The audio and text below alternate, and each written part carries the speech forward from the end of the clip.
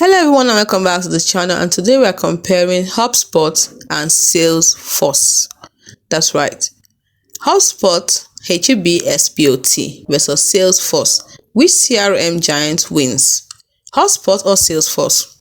Which of them is right for your business? That's another question you need to ask. This is the second showdown compares the pricing, ease of use, and features for startups and enterprises. Now, are you trying to choose between HubSpot and Salesforce? Well, one is a scalpel, the other is a sledgehammer. So let's break it down in 60 seconds.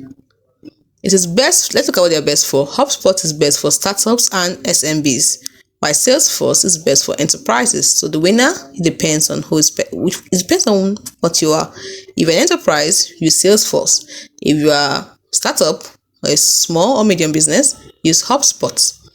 Now let's look at ease of use. HubSpot has a very simple drag and drop. Easy. Drag and drop easy.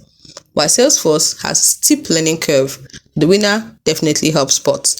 When it comes to price, HubSpot has a free starter plan, while Salesforce has a $25 for a user for a month plan. So the winner, HubSpot. When it comes to customization, HubSpot is very simple to customize, while Salesforce has infinite options. So the winner, Salesforce, definitely.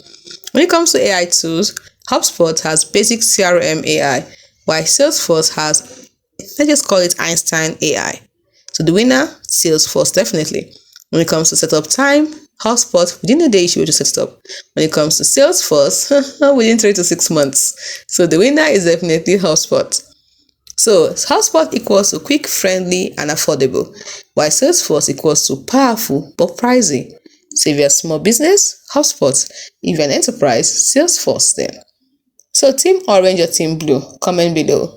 Smash like if this saved you months of research. Subscribe for more women's business tech battles. Don't forget to comment on which CRM hurts your brain less.